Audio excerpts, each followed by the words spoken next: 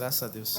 Meus irmãos, como a gente vem trabalhado com vocês nos últimos domingos, a gente veio de uma série chamada Atos Cristãos, onde que nós falamos bastante a respeito dos comportamentos que o cristão ele deve exercer a partir daquilo que Cristo fez primeiro neles, né? Nós não fazemos para serem aceitos, mas a partir da aceitação que Cristo nos permitiu, pela graça, nós manifestamos as obras, manifestamos frutos e tudo aquilo que nós precisamos. E a nossa série ela foi sobre isso. E no último domingo, na verdade, o que eu posso dizer dessa série é que eu fui muito confrontado. Não sei se vocês também foram confrontados, esticados.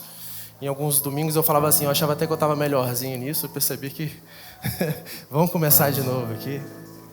Mas graças a Deus por isso, porque a palavra ela foi feita para confrontar, para exortar, para poder esticar as nossas vidas, para que nós chegamos à estatura do varão que é perfeito, para que nós venhamos a nos assemelhar cada vez mais a Cristo. E no último domingo, Pedro ele falou bastante sobre a unidade da igreja. E aí a gente está num período que a gente chama entre séries, e você está nos visitando pela primeira vez, essa igreja ela tem um costume de pregar em séries, para que a gente consiga criar uma doutrina, criar um entendimento sólido e consistente a partir das Escrituras. Então nós estamos aqui num período que nós chamamos de período de temas livres, onde a gente traz alguma coisa para poder amadurecer e fazer o crescimento da igreja, assim como Cristo ele deseja que cresça.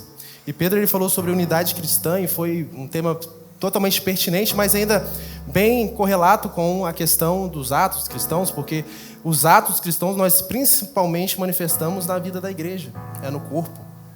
A gente não congrega sozinho, a gente não vem cultuar sozinho, embora a nossa vida seja um culto a Deus, aqui tem a manifestação dos filhos cultuando a Deus em unidade. E Pedro ele trabalhou sobre a unidade da igreja. E tudo isso ele tem nos convocado a uma vida cristã, meus irmãos, que gere frutos, que evidencie que de fato nós estamos em Cristo. E se estamos em Cristo, como muitas vezes nós dissemos, não são sugestões, são mandamentos. É para a gente cumprir, não é para a gente decidir, não é para a gente escolher. Todos esses atos, toda a questão da unidade da igreja são mandamentos, porque o que nós estamos fazendo aqui, trazendo vários desses temas, vários desses temas que são correlatos para o nosso crescimento, porque nós estamos tentando edificar e construir uma igreja que seja saudável. Uma igreja que realmente seja genuinamente saudável. Mas quando nós falamos sobre a saudabilidade da igreja, não é só uma igreja que não é tóxica, não é só uma igreja que não comete abusos. Isso também é ser uma igreja saudável. Mas quando a gente fala sobre a saudabilidade da igreja, é uma igreja que tem saúde cristã de verdade. E uma igreja que tem saúde, logo o contrário dela, é uma igreja morta. Então, se nós não somos uma igreja saudável, nós somos uma igreja que está morta. Então, é muito importante quando a gente traz esse tema, é porque a gente quer edificar uma igreja que ela vai além de rituais, de ritos, apenas de manifestações físicas, de aparência, mas igrejas que realmente tenham no seu coração Cristo que professa ter. E se nós temos no nosso coração Cristo que nós professamos ter, isso vai gerar as obras, isso vai gerar os frutos. Não tem como nós termos Cristo e isso não gerar em nós uma vida cristã de verdade. Amém? E hoje eu quero trazer aqui um tema que de certa forma é correlato com tudo isso que nós estamos falando aqui. Por isso eu convoco a igreja, nós, a meditarmos um pouco mais e perseverarmos um pouco mais nesses temas.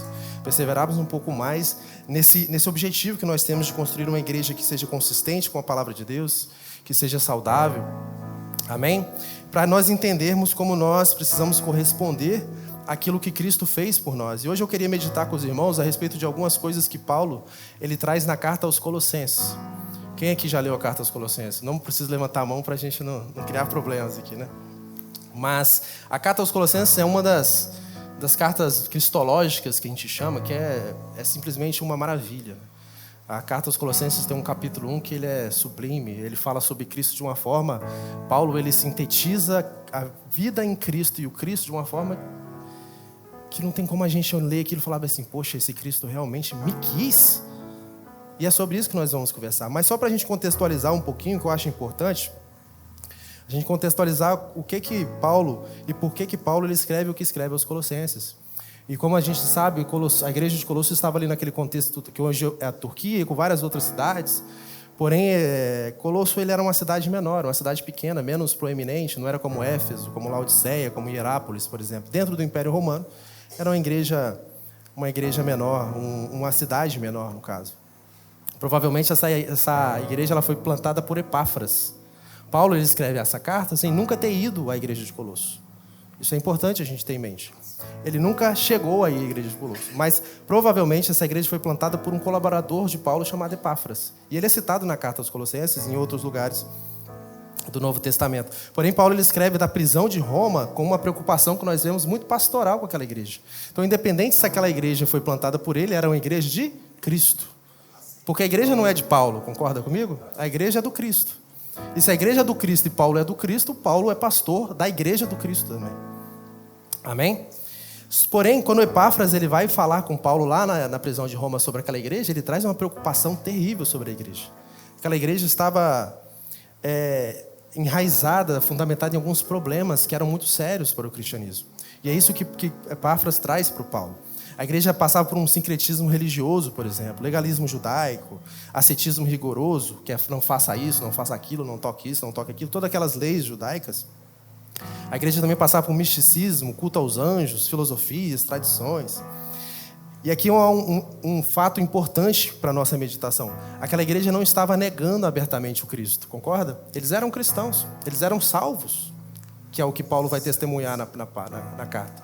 Porém, embora eles não estivessem negando, eles estavam agregando coisas que enfraqueciam o Cristo na vida deles e roubavam a própria glória do Cristo. Isso era perigoso. E essa era a preocupação de Epáfras.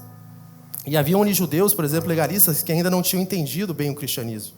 Cristo era algo bom, como é para muitas pessoas. Cristo é bom. Porém, muitas vezes, para aquelas pessoas e para muitas pessoas na nossa modernidade, Cristo não é suficiente. É bom ter Cristo. Cristo me salvou. Cristo quer me levar para o céu. Mas eu preciso de algo mais. E aí a gente começa a trazer muitas coisas para esse contexto da nossa vida, como eles traziam lá. Além disso, aquela igreja passava por problemas de briga de marido com mulher, briga de pai com filho, senhores e servos brigando, várias confusões que mostravam que, peraí, eles estão salvos, mas por que eles não geram essas obras aqui? Por que eles não mudam de comportamento? E esse era o sentimento de Epáfras. Imagina quando Epáfras, que fundou essa igreja, foi falar com Paulo, falou, Paulo, eles manifestam que Cristo salvou eles? Mas por que eles não mudam nisso? E essa era a preocupação que Epáfras tinha quando ele falou com Paulo. Mas sabe, e esse era o drama de Epáfras. O evangelho havia chegado lá, aquelas pessoas professavam a fé em Jesus Cristo, mas não estavam gerando frutos. Embora frutificassem de alguma forma, eles escolhiam algumas coisas. E aí entrava uma pessoa na igreja que colocava uma doutrina pesada no lombo deles, eles aceitavam muito facilmente, eles se afastavam muito facilmente daquela fé que eles tinham ouvido de Epáfras, que Epáfras tinha ouvido de Paulo. E eles mudavam o foco muito facilmente. E como eu disse, Paulo ele vai demonstrar na carta que não era que aquelas pessoas não estavam salvas. Aquelas pessoas tinham Cristo, mas elas não estavam evidenciando o Cristo da maneira que deveriam. Todo esse contexto que Epáfras leva para Paulo é o que faz Paulo escrever a carta, e é por isso que eu quero trazer essa contextualização para vocês, porque tudo que nós vamos ler a respeito da carta aos Colossenses tem esse fundo, esse panorama que nós estamos lendo.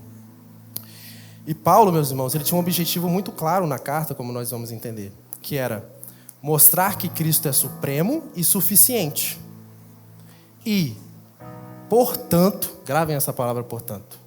E, portanto, a nova vida do cristão deve estar totalmente enraizada, moldada e expressa em Cristo Jesus, o Senhor. E era isso que Paulo estava dizendo. E aí, a linha argumentativa de Paulo, ela traz todo esse contexto de Cristo é tudo isso em vocês. Só que, portanto, vocês precisam ser isso em Cristo. Esse era o contexto que Paulo está dizendo. E Paulo, ele é um bom argumentador e ele cria uma linha lógica muito bonita em Colossenses. Porque lá não é diferente, ele faz uma argumentação lógica a partir de uma realidade que ele afirma e a partir dessa realidade, portanto, deveremos agir de uma forma. E ele usa uma palavra, uma partícula no grego nessa carta 5 vezes. Que é uma partícula pequenininha chamada, que se pronuncia mais ou menos, algo como an. Apenas isso, an. Essa partícula, ela significa uma conjunção conclusiva. Ou seja, era uma palavra que unia 2 blocos e esse bloco era uma conclusão desse outro bloco. Amém? Nas nossas Bíblias, a principal tradução para essa palavra é portanto, que é uma conjunção coordenativa conclusiva no português, porque ela está concluindo algo a partir disso. Amém? E eu estou tentando trazer para vocês essa ideia do portanto, porque é justamente o que eu quero conversar com vocês nesta manhã, é sobre esses portantos que Paulo traz na carta.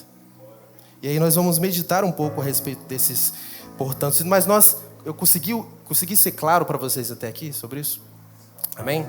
Então hoje eu quero conversar sobre isso, mas antes de nós falarmos, obviamente, dos portantos, nós precisamos ter muito claramente o que esses portantos estão concluindo. Para que nós saibamos o que de fato Paulo está falando. Por isso nós vamos ler, primeiramente, o capítulo 1 de Colossenses, a partir do verso 13.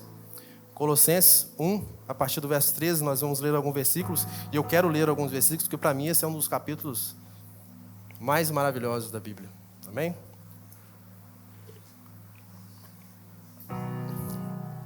Colossenses 1, a partir do 13.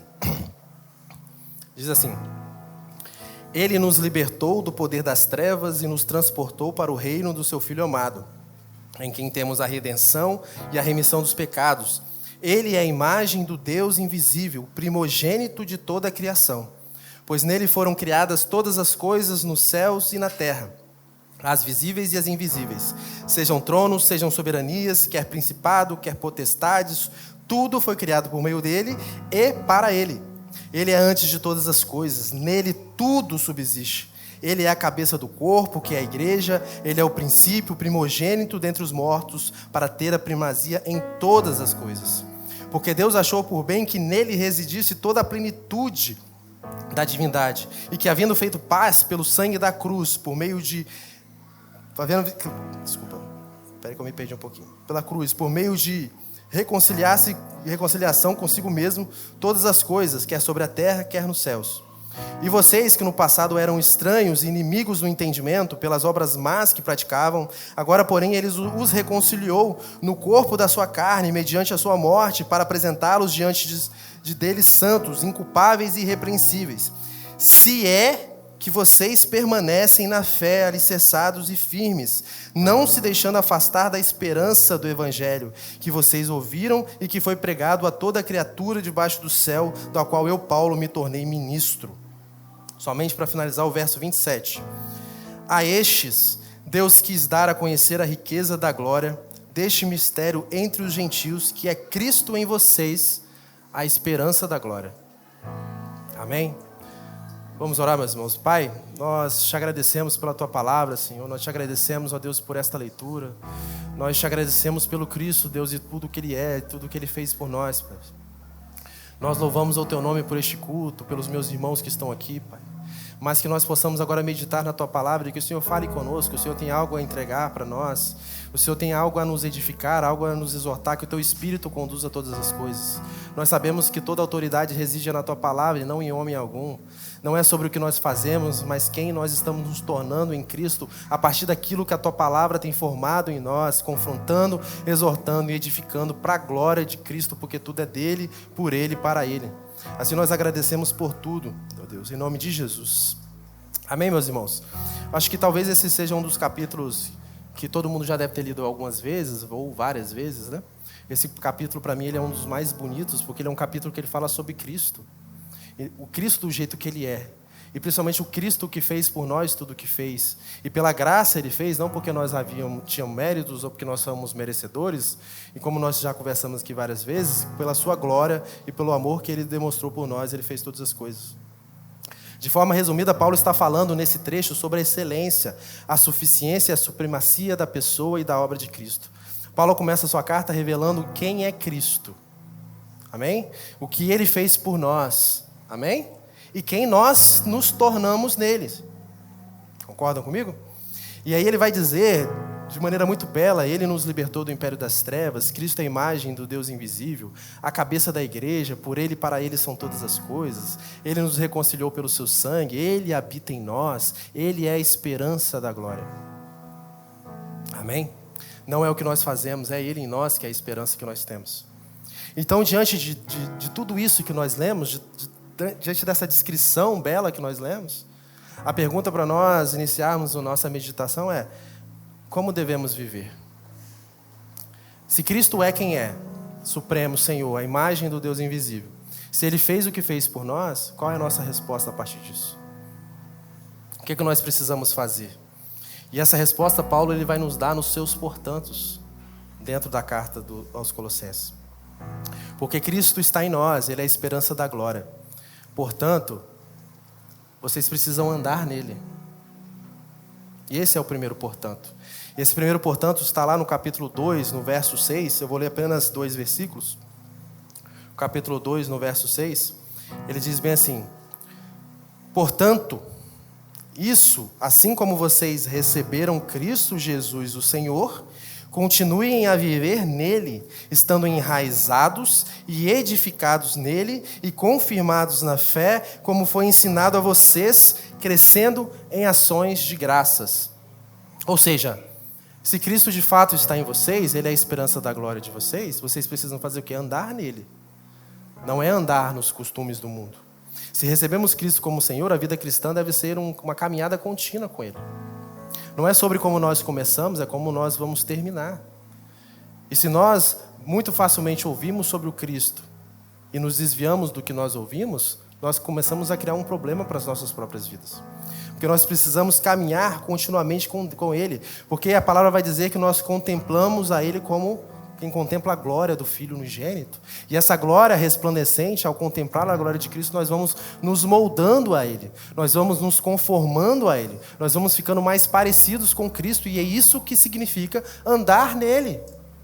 Andar nele é andar como Ele andou. É viver como Ele viveu. Andar nele é você entender que você morreu e que agora a sua vida está escondida em Cristo. Não é mais você precisa ver uma vida em Cristo. Amém? Mas agora eu pergunto a vocês, imagine uma pessoa que vive na igreja há 10 anos, mas vocês não conseguem enxergar nessas pessoas a marca de Cristo. Essas pessoas estão frequentando igrejas, mas elas não geram frutos, elas não evidenciam Cristo. A pergunta é, será que elas realmente estão em Cristo? Será que realmente uma pessoa que caminha com Cristo não vai ser transformada ao caráter dele? É possível isso? Segundo a palavra de Deus, não. Segundo a palavra de Deus, aqueles que estão em Cristo e andam com Cristo vão cada dia mais se parecer com Cristo. Agora pensa em você mesmo. Quando você olha para o seu passado, lá alguns anos atrás, quando você se converteu, ou desde o período da sua conversão, você enxerga mais de Cristo em você hoje ou antes era melhor? Ou quando você olha agora, você está estagnado, eu sou a mesma pessoa, não mudei nada? Ou pior, quando eu me analiso com o meu eu de antigamente, eu estou pior hoje. Hoje eu tenho menos de Cristo em mim. Será que você começou a caminhar com Cristo no início, mas você não continua a caminhar com Ele? Porque se você segue caminhando com Ele, logicamente você vai ter uma evolução de quem Cristo é na sua vida. Porque não tem como nós vivermos estagnados se Cristo está em nós. Parar em Cristo é retrocesso. Então nós precisamos nos mover nisso, porque a grande evidência de que você um dia recebeu Cristo genuinamente é que hoje você é uma pessoa melhor em Cristo, mais moldada a Cristo do que você era. Da mesma forma que amanhã você vai ser uma pessoa melhor em Cristo do que você é hoje. E nós precisamos nos movimentar, não temos escolha para isso. Porque ser parecido com Cristo, meus irmãos, a imitação de Cristo, se conformar a Cristo, muitas pessoas, às vezes, elas colocam assim, é algo muito distante, como eu vou ser igual a Cristo? Não tem como, então eu já desisto aqui. Muitas pessoas, às vezes, têm a questão de, já que Cristo é um padrão muito elevado, meu padrão agora vai ser o pastor. Meu padrão vai ser o irmão do lado. E aí, por o irmão do lado não ter os mesmos pecados que você, ele comete pecados que na sua cabeça é pior do que você é melhor do que ele. Você é um cristão melhor do que ele. Mas não é isso que a palavra diz. A palavra vai dizer que o nosso padrão é Cristo. E isso é um propósito claro nas Escrituras para aqueles que são filhos. Romanos 8:29 diz que nós fomos predestinados para sermos conformes à imagem do Filho. Ele nos predestinou para nós sermos como Cristo, não como nós mesmos. Então não existe uma questão de, é uma coisa abstrata. Não é uma coisa abstrata. Ser como Cristo é o nosso alvo, meus irmãos. Mas isso é de fato para quem recebeu a Cristo. Você recebeu a Cristo? O que acabamos de ler nesse primeiro, portanto? Continue a viver nele. Viver em Cristo. Viver por Cristo, viver a partir de Cristo. A sua vida é moldada dentro daquilo que Cristo fez, daquilo que Cristo é. E aí ele complementa estando enraizados e edificados. A nossa raiz qual que é? É Cristo. Se a nossa raiz for Cristo, nós estamos enraizados em Cristo, nós somos uma árvore que vai gerar bons frutos. Porque uma árvore que gera maus frutos, o problema não está nem na árvore, está na raiz. A raiz não consegue nutrir essa árvore para que ela gere bons frutos. Mas se nós estamos de fato enraizados em Cristo, esses frutos vão ser evidenciados. E a nossa edificação da nossa vida é em cima de Cristo. É a rocha. É aquele que edifica a sua casa sobre a rocha. Aquele que ouve a minha palavra e as pratica, assemelhá-lo-ei ao homem que edifica a sua casa sobre a rocha. Porque não importa o que aconteça, vai permanecer. Por quê? Não é porque ele é bom. É porque é Cristo que é a base. Da mesma forma, quem não cumpre, não pratica, é como quem constrói na areia. E aí qualquer coisa que acontece, eu me desvio. Qualquer coisa eu fico chateado e saio da igreja. Qualquer coisa eu tenho um problema com Cristo. Mesmo que eu tenha um problema com o irmão, meu problema é com o irmão. E eu vou me sentar, vou me resolver com ele. Mas meu problema não é com Cristo. Amém? E aí vocês crescendo, confirmados na fé, o que é confirmados na fé? Vocês vão testemunhar a fé de vocês por meio das obras. Quem vai confirmar a fé de vocês somos nós. É aqui no corpo que a gente olha para você assim, nossa vida, seus frutos são dignos, seus frutos são bons, você é uma boa árvore. Crescendo em ações de graça, aqui a palavra crescer em ações de graça, ela vai dar uma ideia de transbordar. Não é simplesmente crescer, é transbordar. É transbordar de uma forma que todo mundo vê a nossa alegria, todo mundo vê que nós estamos em Cristo, todo mundo vê que nós somos gratos a Deus por tudo que Ele fez. Ou nós não somos gratos, ou Colossenses 1 serve para vocês. Às vezes Colossenses 1 é só mais um texto, né? Um texto normal. Meus irmãos, nós não podemos ler Colossenses 1 e falar bem assim, é só um texto. É Cristo, tudo o que Ele fez e tudo que Ele é em nós. Se nós não estamos em Cristo, não faz sentido nenhum. 1 João 2, 3 ao 6, 1 João 2, 3 ao 6, diz bem assim: E nisto sabemos que o temos conhecido, se guardamos os seus mandamentos. Aquele que diz, eu conheço, mas não guarda os seus mandamentos, esse é mentiroso, e a verdade não está nele. Mas quem guarda a sua palavra, nele verdadeiramente tem sido aperfeiçoado o amor de Deus. Nisso sabemos que estamos nele. Quem diz que permanece nele, esse deve andar assim como ele andou. Se nós dissemos que permanecemos nele, nós temos que andar como ele andou. Não é mais a nossa caminhada, não é mais o eu que está aparecendo, mas é o Cristo. Não basta ter começado com Cristo. Não é o bastante. É necessário permanecer em Cristo. Não só permanecer, meus irmãos. É necessário crescer em Cristo e frutificar nele. A palavra é clara em dizer que é melhor o fim das coisas do que o início dela. Como nós estaremos no fim? Nós guardaremos a carreira, encerraremos a carreira, guardaremos a fé, ou nós ficaremos pelo caminho? Se é que nós estamos em Cristo. Mas sabe o que é pior na condição dos colossenses? Eles haviam ouvido o evangelho, eles aprenderam, porém estavam repetindo os mesmos erros. Eles ouviram o evangelho, aprenderam sobre Cristo, mas estavam cometendo os mesmos erros. Nós vemos isso também, Paulo falando na carta aos Coríntios, iniciaram bem e depois desandou um pouco. Aí a gente vê isso na carta de Gálatas, que começaram bem, daqui a pouco estava substituindo Cristo pelas leis novamente, e Paulo exortando esse pessoal. Até quando, meus irmãos? Até quando nós vamos ter que ouvir as mesmas coisas, dar um avanço e daqui a pouco regredir? Tipo um voo de galinha, né? Já viu essa expressão? Dá aquela voadinha, já cai. Até quando a gente vai precisar ser exortado e não vai de fato amadurecer e ter uma caminhada cristã consistente? Porque a fé cristã nos chama a uma fé contínua, andando nele continuamente, de forma consistente. Não é sobre grandes avanços. Do nada você virou a quarta pessoa da Trindade. É sobre amanhã você ser uma pessoa mais parecida com Cristo que hoje, um pouquinho. Um pouco. Você não precisa aparecer amanhã como se fosse um santo. Mas eu preciso amanhã enxergar em você e falar assim, poxa, você fazia isso, hoje você não faz mais. Glória a Deus. É glória a Deus. Porque Cristo é glorificado nas nossas vidas. Porque se nós fomos de fato libertos e transportados para o reino de Cristo, a nossa vida agora é nele. Nós precisamos andar de acordo com essa realidade.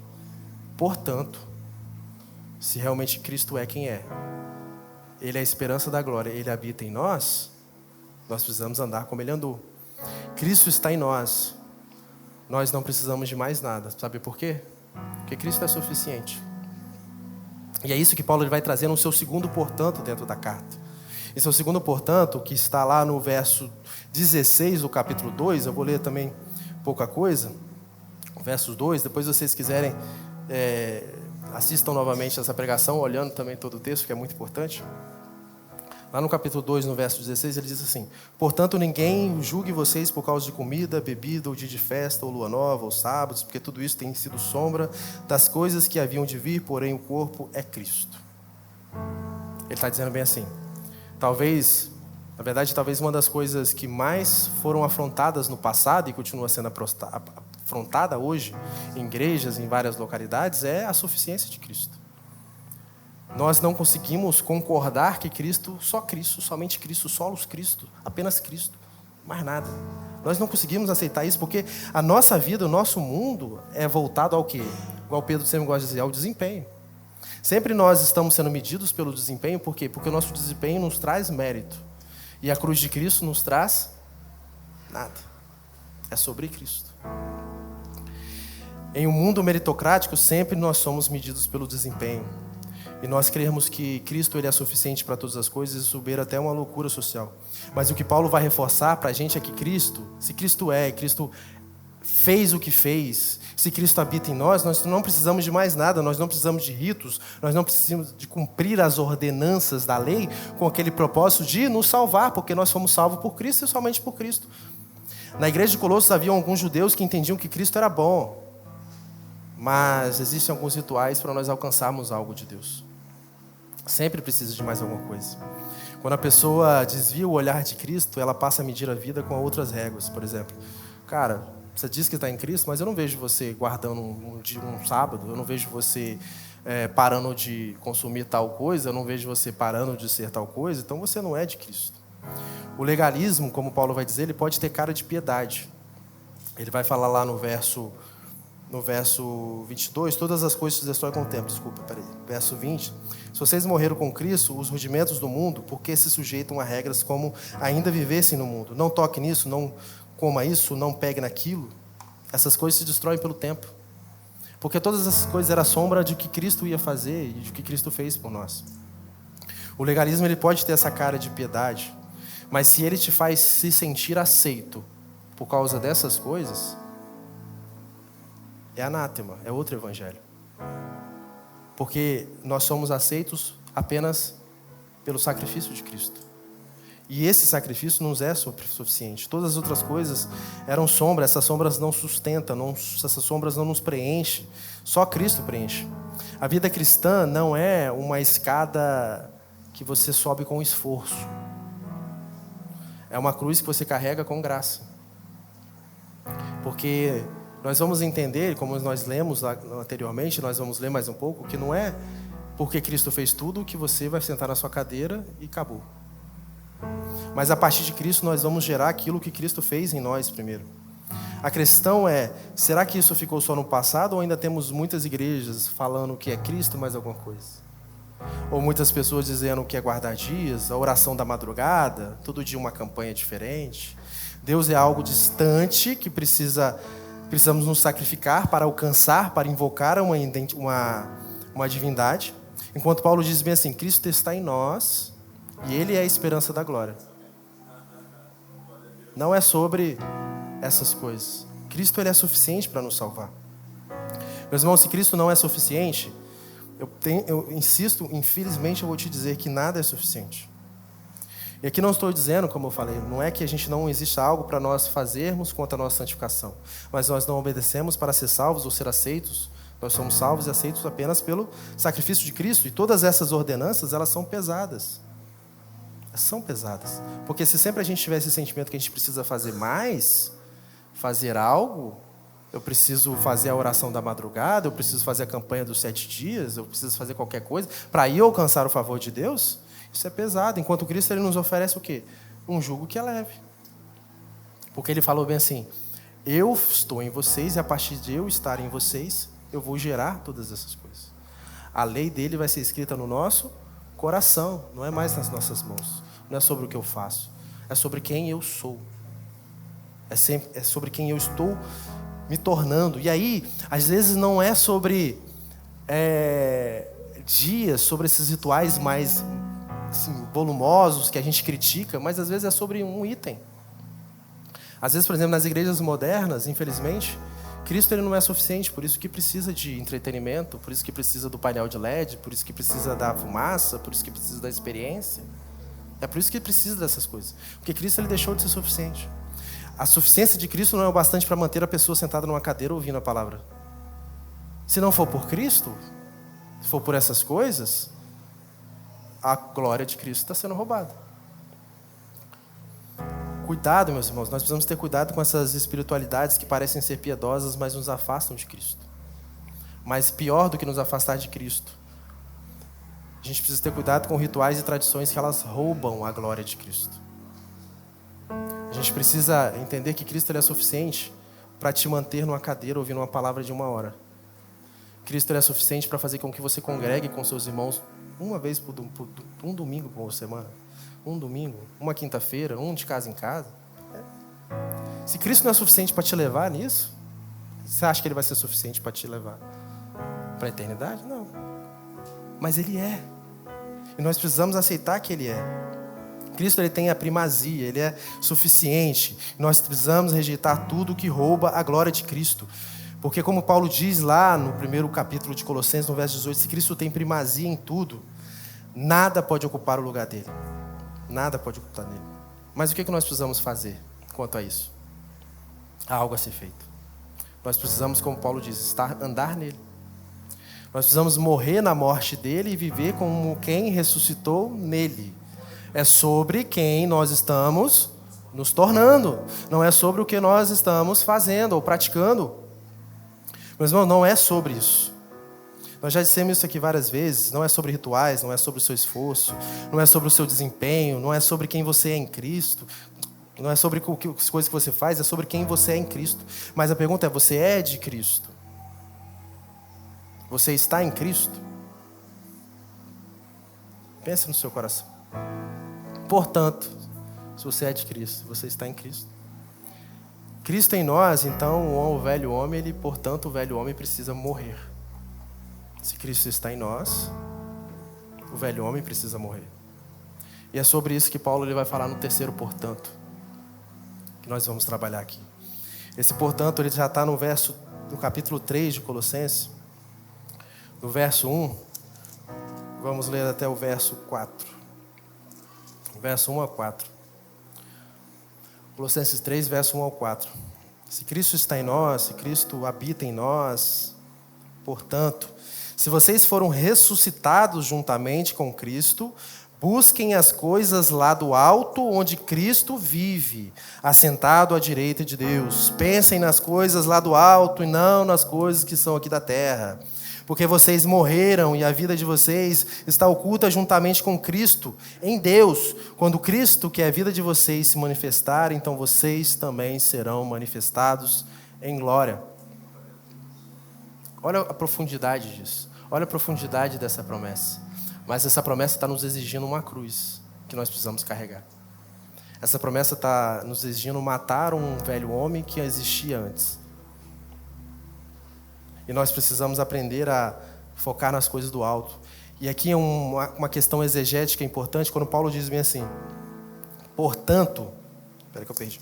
portanto, se vocês foram ressuscitados, esse se vocês ressuscitados não é um caso vocês foram ressuscitados.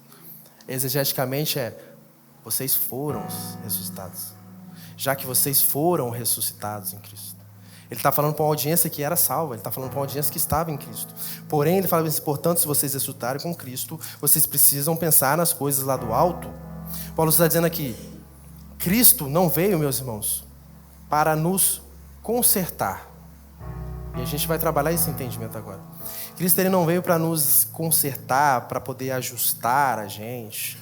Não veio para nos dar uma lista de tarefas com dever de casa, dever da igreja, dever do marido, dever da esposa, para a gente ir lá ticando e falar assim, opa, essa semana eu fui santo, essa semana eu fui mais ou menos santo. Cristo não nos deu uma lista de afazeres. A vida cristã não é sobre isso. Ele não nos deu uma lista. Definitivamente não. Não, Cristo ele veio para nos dar o quê? Uma nova natureza. A vida cristã não é sobre o que eu faço, é sobre quem eu estou me tornando. Porque é sobre a natureza que eu vou ter em Cristo. Cristo não nos veio para nos remendar, não é um ajuste, não é preciso você se consertar de novo, é preciso você nascer de novo. Não é um conserto. Cristo ele não veio fazer gambiarra. Cristo não veio nos ajustar, ele veio nos matar e nos fazer novos. E é esse novo homem que vai pensar nas coisas lá do alto. É esse novo homem que vai estar com a cabeça nas coisas de Cristo, não nas coisas aqui dessa terra. Porque o velho homem, ele trabalha para essa terra, ele quer construir as coisas dessa terra. Mas Cristo não, ele está dizendo bem assim, vocês precisam pensar nas coisas do alto. Esse homem que nós estamos nos tornando, esse homem que Cristo está formando em nós. Quer ver alguns exemplos? Vamos ler Mateus 5, lá no Sermão do Monte. Mateus 5, 27 e 28, em seu Sermão do Monte, Cristo fala sobre uma nova natureza daqueles que estão no reino, né? O reino agora é invertido, o Sermão do Monte ele fala muito sobre isso. Que aqueles que são do reino precisam se comportar como se fossem cidadãos do reino. E aí ele diz bem assim, vocês ouviram o que foi dito, não cometa adultério. Eu, porém, lhes digo, todo o que olhar para uma mulher com intenção impura já cometeu adultério com ela no seu coração. Agora vamos ler a partir do verso 21 e 22. 21 e 22. Gravem esse verso. Vocês ouviram o que foi dito aos antigos, não mate, e ainda, quem matar estará sujeito a julgamento.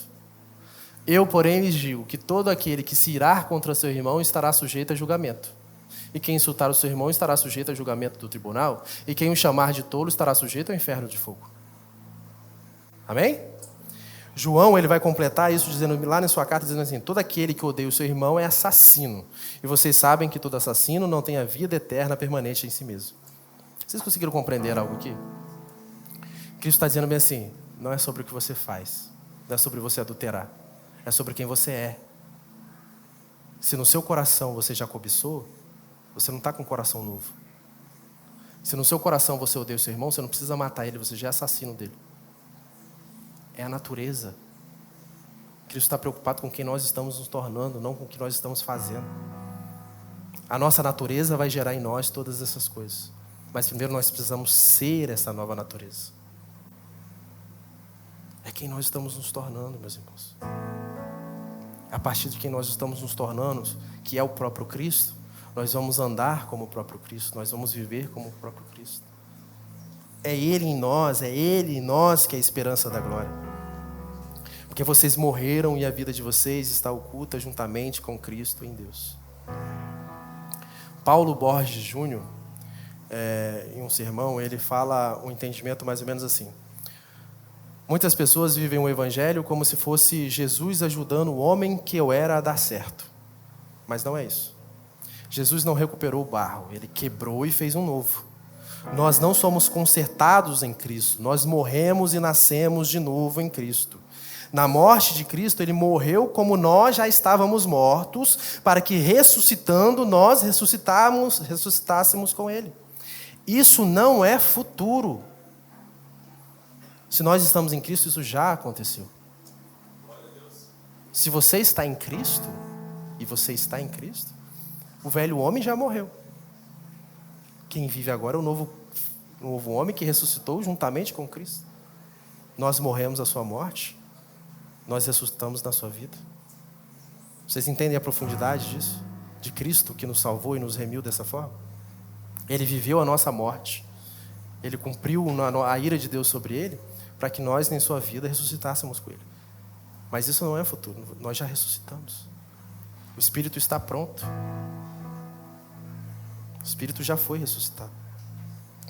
E aí esse Espírito, esse novo homem, ele pensa nas coisas do alto onde Cristo está. Com que você está gastando o seu tempo aqui nessa terra? Com que você passa horas pensando nas coisas do alto ou nas coisas da terra? Aí você mede o quanto do velho homem ainda existe em você e quanto do novo homem. Será que eu estou dedicando mais minha vida às coisas do mundo, às coisas dessa terra, ou às coisas de Cristo? A sua resposta pessoal a essa pergunta deve gerar em você uma resposta dessas duas. Ou realmente eu penso nas coisas do alto, e não nas coisas dessa terra, ou eu tenho que me arrepender da minha vida centrada em mim mesmo, e não em Cristo. O velho homem ainda manda em mim. Se o velho homem ainda manda em mim, eu não ressuscitei com Cristo. Amém? Mas Paulo ele está dizendo para você, a partir de agora, ele não está dizendo para você abandonar esse mundo. Não é sobre isso. Não é você agora se enfurnar aí dentro de um mosteiro, largar a vida cotidiana, ou abrir uma igreja e viver enfurnada em atividades religiosas, ritos. Paulo não está dizendo isso. Paulo está dizendo que as coisas de Cristo, as coisas do reino devem reger a sua vida nessa terra. Tudo nessa terra que você pratica, que você faz, tem que ser regido pela realidade de quem você é, um novo homem, uma nova criatura em Cristo Jesus. Isso não vai implicar que... Mas claro que isso vai também implicar em você abandonar coisas que te afastam da presença de Deus. E cada um sabe o que se afasta da presença de Deus. No Sermão do Monte, Cristo ainda vai dizer, arranca teu olho. É melhor você entrar na realidade do reino sem um olho do que todo o seu corpo ser lançado no inferno. É sobre isso, nós não podemos viver em coisas que nos afastam de Deus. Mas Deus ele não está dizendo para você sair deste mundo. Senão ele tirava a gente. Ressuscitou, subiu, acabou. Não, ele quer que a gente esteja aqui, que a gente manifeste o reino em todas as áreas da nossa vida.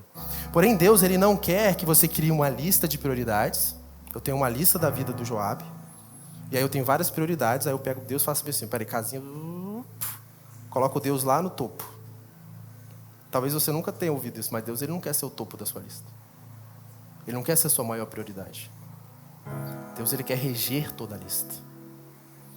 Ele quer estar em toda a lista. Ele quer ser Deus em toda a lista. Ele quer dominar a lista inteira, é a sua vida inteira. Não é secularizar algo, e aqui é santo, aqui não é santo, aqui é para Deus, aqui não é para Deus, aqui... E a gente vai criando essas coisas, mas Deus está dizendo assim, peraí, cara, eu quero tudo de você. Você não entendeu que você morreu? Eu te comprei, você é meu. Eu sou dono da sua lista. Deus não é apenas uma prioridade. É ética cristã, moralidade, fruto do Espírito, tudo isso tem que reger nossa vida cotidiana. Viver uma vida apenas para si mesmo não é pensar nas coisas do alto. Viver uma vida deliberada do pecado não é pensar nas coisas do alto. Ignorar instruções, exortações e chamados ao arrependimento não é pensar nas coisas do alto. Pensar nas coisas do alto é viver centrado na palavra de Deus. Pensar nas coisas do alto é onde Cristo está, é viver uma vida pautada na sua palavra, cumprindo as suas ordenanças. É congregar, cultuar, honrar, servir, evangelizar, discipular, contribuir, ter unidade com os irmãos, frutificar, ter boas obras. É coisa demais.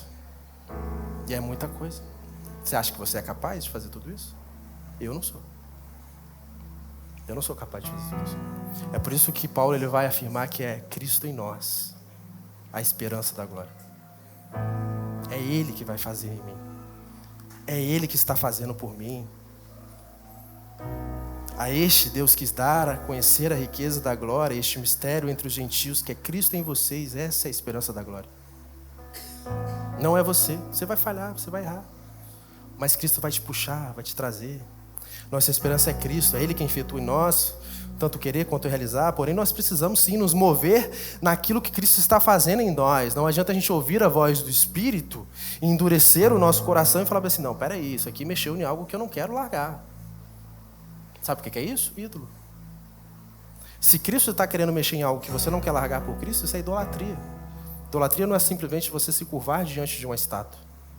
Idolatria é tudo aquilo que rouba o lugar de Cristo nas nossas vidas. Então, se tem algo que você não quer largar, talvez Cristo não está tendo espaço para viver em você de verdade. E nós precisamos não endurecer os nossos corações. E aqui a gente não está falando de salvação. Estou te falando de alguém que já é salvo. E que Cristo quer modificar, que Cristo quer mortificar, que Cristo quer matar o velho homem. Vocês estão em Cristo, vocês estão andando em Cristo, vocês ressuscitaram com Cristo. Portanto, vamos ler 3 a partir do verso 5. Colossenses 3 a partir do verso 5. Esse, portanto, ele está meio separado porque ele é um complemento do anterior. Ele diz bem assim: Deixa eu ler aqui, que aqui está muito pequeno. Portanto, façam morrer tudo o que pertence à natureza terrena. Imoralidade sexual, impureza, paixões, maus desejos e avareza, que é a idolatria. Vamos lá. Por causa dessas coisas é que vem a ira de Deus sobre os filhos da desobediência. Vocês também andaram nessas mesmas coisas no passado, quando viviam nelas. Agora, porém, abandonem igualmente todas essas coisas: ira, indignação, maldade, blasfêmia, linguagem obscena no falar, pelo amor de Deus. Não mintam uns aos outros, uma vez que vocês se despiram da velha natureza com as suas práticas e se revestam da nova natureza que se renova para o pleno conhecimento, segundo a imagem daquele que a criou. Aqui não pode haver mais grego e judeu, circuncisão e incircuncisão, bárbaro, cita, escravo, livre, mas Cristo é tudo e está em todos. Revistam-se. Na verdade, aqui ele está dizendo, matem o velho homem. Amém? Ou seja, matem o velho homem em você. E não é com jeitinho, tá? Não é com desculpas, não é com terapia espiritual, é com cruz. É crucificando de fato o velho homem, como Cristo foi crucificado. A carne não se doma, a carne se crucifica. Nós não somos fortes o bastante para combater, a gente precisa matar, a gente precisa fugir. E Paulo lista o que precisamos morrer, imoralidade sexual e várias outras coisas. Mas esses são exemplos de uma velha natureza, não é a totalidade da nossa velha natureza, porque nós sabemos de onde nós vimos. Nós sabemos quem nós éramos como velho homem. Mas sabe qual é o problema de muitos cristãos hoje? Eles querem viver a nova vida, mas mantendo o velho por perto. Tipo assim, eu quero estar em Cristo. É como quem muda de casa, você se mudou de casa, mas você pega todo o lixo da sua antiga casa e traz para nova. Sou a sua casinha favorita, mas deixa o lixo aqui comigo. Não é sobre isso. Ou pense em quem casou, uma pessoa que se casou, mas mantém as cartinhas com a ex-namorada. Faz sentido para vocês? Esse é o nível. Se nós não abandonamos o velho homem, nós estamos sempre namorando, sempre resgatando, sempre puxando. E esse velho homem, meus irmãos, ele é forte. Ele é forte, ele vai derrubar a gente. Se a gente não matar ele, ele vai derrubar a gente. Lutero disse que ele pensava que o velho homem tinha morrido nas águas do batismo, até que ele descobriu que ele tem que matar ele todo dia. E é isso que é de fato matar o velho homem, são todos os dias. Paulo está dizendo que você já morreu, ele não está perguntando se você já morreu. Então, enterre o cadáver. Não carregue um morto com você. Faça morrer o velho homem e seus feitos. E o mundo não precisa mais de cristãos que falam de Cristo, mas vivem como se ele não fosse Senhor da sua vida.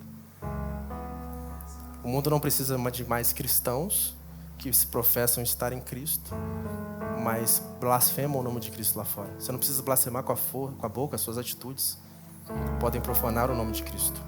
A vida cristã ela é radical, não se trata apenas de mudar, mas de morrer e viver como alguém novo de verdade. Lá em Colossenses 1:22 ele vai dizer que se Cristo nos reconciliou para nos apresentar santos e irrepreensíveis, nós precisamos viver à altura dessa nova identidade em Cristo. É como se você vestir uma roupa nova, uma roupa bonita, sem tomar banho. Quando você chega perto, a gente percebe que está fedendo, tá ligado? A gente sabe. A gente sabe que está fedendo, mesmo que a roupa está bonita, mesmo que a aparência seja de um cristão genuíno. Quando você vai conviver, você percebe que essa pessoa não tomou banho. E o mundo está olhando para a gente dessa forma. Se estamos nele e já ressuscitamos com ele, então não basta abandonar o velho homem. Não basta abandonar o velho homem. Você acredita nisso? Que depois de tudo que eu falei, ainda não basta só isso? Não basta abandonar o velho homem. A gente precisa se revestir do novo também. E o novo quem é? Cristo. Ele é tudo em todos. Ele é a esperança da glória. Não nós mesmos. Por isso que Paulo ele vai dizer, se ele é tudo e está em todos, Ele é tudo em mim e em você. Portanto, revistam-se de Cristo. O último, portanto, está lá no verso 3, no capítulo 3, no verso 12. 3, no verso 12, diz bem assim. 3, verso 12. Portanto, como eleitos de Deus, santos e amados, revistam-se de profunda compaixão, de bondade, humildade, de mansidão, de paciência. Suportem-se uns aos outros e perdoem-se mutuamente, caso alguém tenha motivo queixe contra outra pessoa. Assim como o Senhor perdoou vocês, perdoem também uns aos outros. Acima de tudo isto, porém, esteja o amor, que é o vínculo da perfeição. Que a paz de Cristo seja o árbitro no coração de vocês, pois foi para esta paz que vocês foram chamados em um só corpo. E sejam agradecidos que a palavra de Cristo habite ricamente em vocês, instruam e aconselhem-se mutuamente em toda sabedoria, louvando a Deus com salmos, hinos, cânticos espirituais, com gratidão no coração. Você percebeu que Paulo ele faz uma contrapartida? Ele fala assim: matem o velho homem que faz isso, revistam-se do novo homem que faz isso. E todas as coisas que ele está dizendo vai falar sobre ações de algo que já está dentro de nós, que é o próprio Cristo. É vestir a roupa de Cristo. Vestir a roupa de Cristo. A nova humanidade de Cristo não é revelada em retiros individuais, e aqui é um entendimento importante, mas na vida da igreja, como Paulo ele vai dizer. Amor, perdão, mansidão, gratidão é vestida no convívio com o outro. É ali que nós vamos ver se você realmente é de fato assim.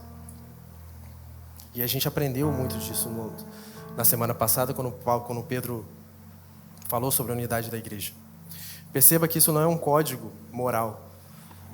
Paulo ele não está dizendo uma lista de coisas que você precisa esticar para que você seja cristão. Não é nada disso. Ele está falando sobre o caráter de Cristo. E se você está em Cristo, se Cristo está em você, se você revestiu do novo homem, você vai praticar essas coisas. Não é só seja melhor, é vista-se dele de fato.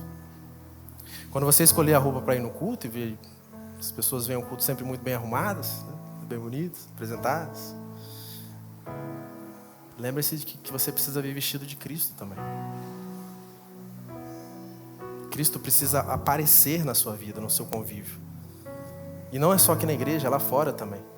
Quando as pessoas chegam perto de você, elas encontram Cristo, ou elas encontram você? Quem é glorificado naquilo que você faz? É Cristo ou é você? E aqui eu sempre gosto de usar o exemplo de que uma pessoa que tem uma fé genuína, uma prática piedosa, uma pessoa que realmente foi conformada a Cristo, você vê de longe assim. Você não precisa nem conversar direito. 2, 3 palavras e fala assim: nossa, você tem algo ali. E esse algo é Cristo, é o perfume de Cristo. A gente não precisa nem ir muito longe, a gente vê se a pessoa está vestida de Cristo. Você já se tentou sair com uma roupa errada para um evento importante? Quando você sai com uma roupa errada para um evento importante, como é que você se sente? Imagina que você vai de chinelinho e bermuda num evento de gala, você chega lá, como é que você fica? Deslocado? Você não pertence àquele lugar. Imagine você conviver com as pessoas sem que você esteja com a roupa de Cristo, vestido de Cristo, revestido de Cristo. Paulo está dizendo: não sai pela vida com a roupa velha. Não sai pela vida como sendo o velho homem. Você ressuscitou com Cristo. Você precisa sair por aí vestido do novo homem, da nova mulher. Acho que chegou um tempo que a gente não pode mais viver uma vida centrada em nós mesmos e no velho homem. Cristo te chamou para se vestir com algo novo. A nova roupa é misericórdia, a nova roupa é humildade, a nova roupa é amor. Essa roupa não serve só para domingo, ela é para casa, para o trabalho, para o WhatsApp, no trânsito. E eu falo que eu tenho muitos problemas no trânsito, eu tenho que aprender a me revestir cada vez mais no trânsito. Glória a Deus por isso, graças a Deus. Revista-se de Cristo, meus irmãos. A comunidade cristã é onde o novo homem é revelado e nós vamos falar: você nasceu de novo. Você percebe o movimento? Antes Paulo ele fala do pecado pessoal, do nosso pecado, imoralidade, avareza. Agora ele fala de relacionamento comunitário. A nova vida não é só individual, a nova vida é o que você faz na comunidade. Nós precisamos ver o novo homem. Nós precisamos testemunhar do novo homem. É no corpo que vamos checar se de fato você tem matado o velho homem e se vestiu do novo homem, que é Cristo. Muita gente tenta viver a fé apenas tirando o que é errado. E às vezes as pessoas lutam, né? Tira o que é errado. Eu preciso parar de fazer isso, eu preciso parar de fazer aquilo. E aquilo vai se tornando um peso. E aí quando a gente cai nesse negócio que a gente tentou, a gente se sente mal, se sente culpado. É porque não é sobre o que nós estamos fazendo, meus irmãos. É sobre quem nós estamos nos tornando. Você precisa analisar se você está se tornando em Cristo. Se você está se tornando em Cristo, às vezes você vai praticar obras boas, mas você vai continuar nu. A gente vai perceber que você ainda não se modificou, que você ainda não se vestiu do novo homem. Revestir de Cristo não é um ato individual, é um compromisso com a comunhão com as pessoas, com a igreja. E aí Paulo lá em Colossenses 1, 27 e 28, ele disse: Cristo habita em nós e quer nos apresentar perfeitos. Nós refletimos essa presença quando nos revestimos de seu caráter. Chegou o tempo de nós nos vestirmos de fato de Cristo. E quando nós falamos aqui, você precisa congregar, cultuar, não é sobre o que você vai fazer. Nós estamos falando em quem você precisa se tornar. Se é só sobre o que você faz, uma hora você não vai querer fazer. Uma hora você vai acordar cansado e não vai querer. Uma hora você vai querer abandonar todas as coisas. Uma hora você vai querer desistir. Uma hora você vai ouvir um irmão olhando de cara feia. Você vai falar assim: nossa, eu não aguento mais. É porque você está esperando algo em troca, sendo que você já ganhou de tudo.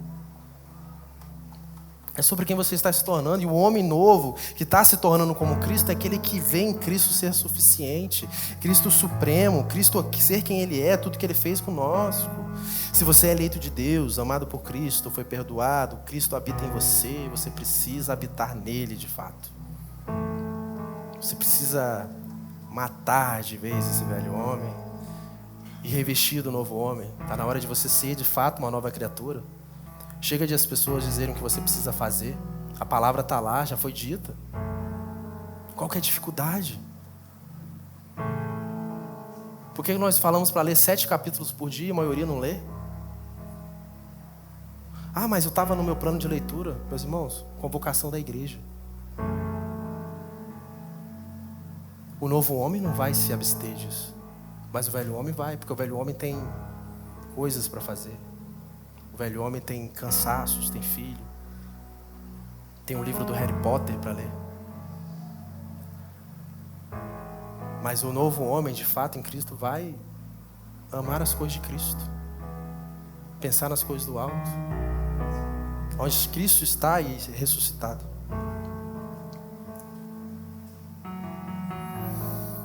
Amém? O verso 17, Colossenses 3,17, ele vai concluir esse último portanto, dizendo bem assim: e tudo que fizerem, seja palavra, seja em ação, façam em nome do Senhor Jesus, dando por Ele graças a Deus Pai. A vida cristã ela é total, não é setorizada. É o que nós estamos falando aqui. Tudo o que fizermos, façamos por Cristo. Em tudo daremos glória a Cristo. Paulo não fala de cultos apenas, encontros, reuniões, mas de toda a nossa vida. Será que a gente tem entregado toda a nossa vida a Cristo? Ou Cristo vai continuar sendo apenas uma lista nas minhas prioridades que eu tenho que cumprir? Isso é pesado, meus irmãos. Isso é pesado demais. Suas conversas, decisões, compras, reuniões, amizades, reações, tudo deve vestir Cristo. Não existem áreas neutras na vida cristã. Tudo que fazemos revela quem reina em nós. Quem de fato reina em nós vai ser revelado em tudo que nós fazemos. Na igreja todo mundo é cristão. Na fila do banco nem tantos. No trânsito nem tantos. Mas nós precisamos entender onde nós estamos falhando em demonstrar que Cristo está em nós. E orar por arrependimento, e orar para que o Espírito Santo nos mortifique de fato. Fazer em nome de Jesus, porque é tudo por Ele, para Ele, em nome de Jesus. Não é uma fórmula, em nome de Jesus não é uma fórmula mágica de oração ou de qualquer outra coisa, mas é o alvo de toda a nossa vida. É para a glória dEle. O alvo da nossa vida é glorificar a Deus, é glorificar o Cristo. Dando por Ele graças a Deus Pai. A vida não é murmuração, mas é gratidão. Às vezes a gente murmura apenas porque nós não entendemos quem é Cristo.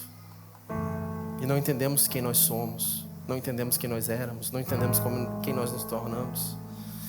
E a murmuração, ela parte de um coração que não entendeu a sua verdadeira identidade. Quem vive em nome de Cristo vive com gratidão nos olhos e a glória de Deus nos lábios. Deus é glorificado em tudo que nós falamos, de fato. Tudo o que fizerem, verso 23 e 24 diz: tudo o que fizerem, façam de todo o coração como para o Senhor e não para as pessoas, sabendo que receberão do Senhor a recompensa da herança. É a Cristo o Senhor que vocês estão servindo. É tudo sobre Cristo. É tudo sobre o que Ele fez por nós, é tudo sobre o que Ele está fazendo em nós. E na carta aos Colossenses, como nós lemos, Paulo ele vai dizer, ele vai chamar nossa atenção para vários portantos. Se portanto nós estamos em Cristo, se portanto nós somos de Cristo, se portanto Cristo habita em nós, em todos eles a única verdade, Cristo em nós, a esperança da glória. Ele nos tirou das trevas, Ele é a imagem do Deus invisível. Se nele tudo subsiste e se ele reconciliou todas as coisas, se ele habita em nós, então tudo em nós precisa se submeter a ele de uma vez por todas, ao senhorio de Cristo. Não é sobre fórmulas, não é sobre máscaras, não precisamos de regras, rótulos, méritos, nós precisamos de Cristo e só dele. E ele já habita em nós, então ande nele. Não substitua o Cristo. Mate o velho homem e vista-se do novo. Viva como quem crê que Cristo é tudo e está em todos. Ou você não crê de fato? Se você crê, meus irmãos, viva dessa forma. Tudo que somos começa com Cristo, nada pode ser acrescentado a Ele. Tudo que éramos morreu nele. Esses não são apenas os portantos de Paulo, são os nossos também. São as nossas respostas à beleza, à glória e à suficiência de Cristo. Amém, meus irmãos? Amém.